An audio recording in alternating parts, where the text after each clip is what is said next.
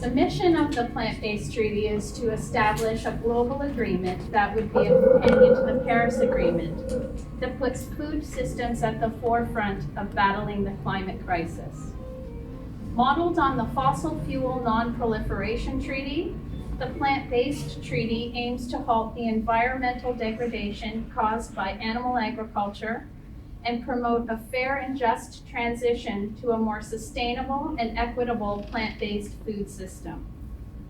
In doing so, it addresses greenhouse gas emissions, biodiversity losses, and health concerns, and would enable us to live safely within our planetary boundaries.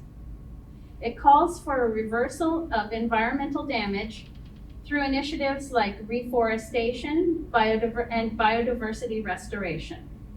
It also sets out to address issues beyond greenhouse gas emissions, such as water pollution, ocean acidification, species loss, food security, and food equity. The Plant-Based Treaty is a global nonprofit organization. We rely on teams of volunteers who do outreach and advocacy at community events, and we collect endorsements from individuals, businesses, and cities. Collecting endorsements builds momentum. Collecting support from individuals and businesses gains us support in cities, then regions, provinces, countries, and ultimately, hopefully, the negotiation of a global treaty. Cities that endorse the treaty commit to specific actions as they pertain to their unique jurisdiction, such as promoting plant-based education, supporting local food initiatives, and advancing urban reforestation and greener cities campaigns. Why is the treaty important and what does it look like in practice? A city endorsement gives permission for city staff to work with the plant-based treaty. It grants permission that allows our team to assist in areas such as food procurement, special events, public climate outreach and education, and with events such as cooking demonstrations and movie screenings. The York-Durham Plant-Based Treaty has been working with Richmond Hill Council this year, and the motion to support and promote the Plant-Based Treaty was passed and ratified by Council on October 29th. Last week, the City of Vaughan unanimously passed a motion to endorse the Plant-Based Treaty, joining 57 cities around the world, including 3 European capitals, Amsterdam, Belfast, and Edinburgh, and recently closer to home in the 3 municipalities of Peel, Caledon, Brampton, and Mississauga. We have endorsements from 4,500 businesses and organizations. We have endorsements from 255,000 individuals, including scientists, physicians, 5 Nobel laureates, and a long list of celebrities, most notably Sir Paul McCartney. In fact, last night, our team was invited by Paul McCartney's team to table and outreach at his concert in Hamilton. So we were there doing that till very late. Animal agriculture is a destructive and inefficient way to feed people. More than 30% of human-controlled greenhouse gas emissions come from animal agriculture in the form of excesses of carbon dioxide, primarily through deforestation for feed crops and grazing, and through burning of fossil fuel in the processing and transportation of animals used for food.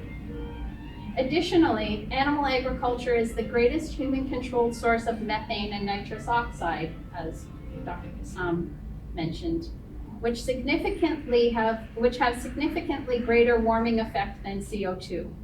With methane being 28 times more potent than CO2 and nitrous oxide at 265 times the heat capturing potency of carbon dioxide.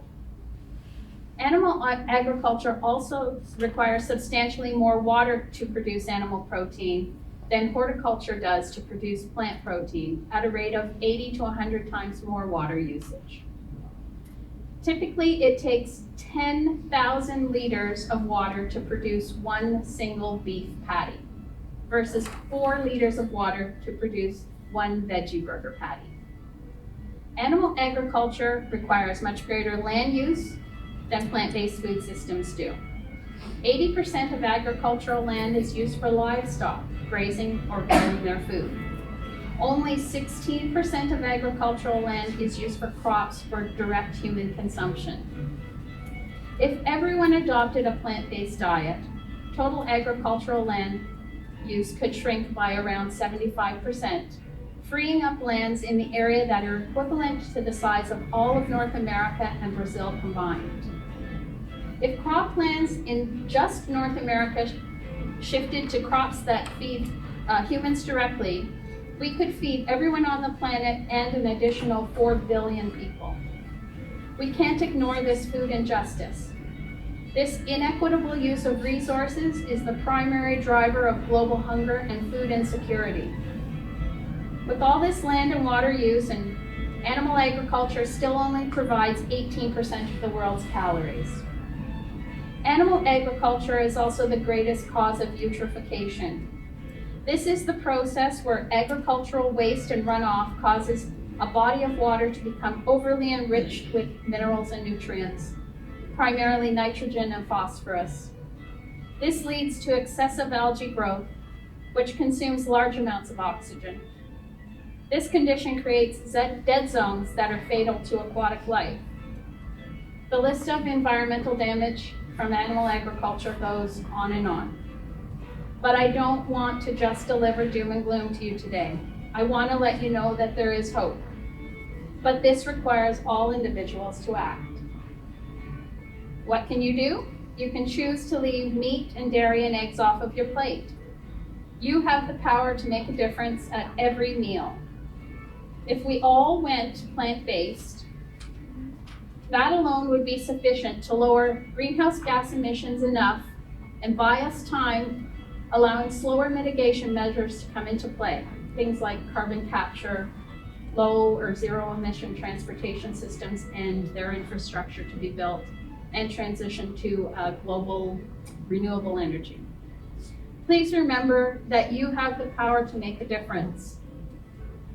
Whether it's by reducing your meat and dairy consumption or shifting completely to a plant-based diet, you can help. You can become a volunteer with a plant-based treaty or another climate interest organization. Talk to your friends and family and neighbors about the importance of plant-based eating and what animal agriculture's environmental impact is and cost to the climate. There exists a serious underrepresentation of the climate crisis in the media. Climate communication is the responsibility of all of us. People discount public support of the climate concern by 50% in Canada and globally. We don't realize that our neighbors care and are concerned because they aren't speaking out. So speak out. Let other people know that you have climate concerns and that there are doable no and low cost solutions, namely choosing a plant-based diet. You're going to buy groceries anyway, so skip the meat and dairy and also save yourself some money. Typically speaking, a whole food plant-based diet can lower your grocery bill by about 35%. The Plant-Based Treaty can help you out too. Our website, plantbasedtreaty.org, has many free resources available, such as plant-based treaty playbooks that outline the best practices of menu change. There are links to scientific papers, educational materials, and other plant-based resources like recipe books and a plant-based starter guide. If you choose to shift to plant-based, you'll feel better for it, and so will the planet. And if you haven't done so already, please endorse the Plant-Based Treaty. Thank you.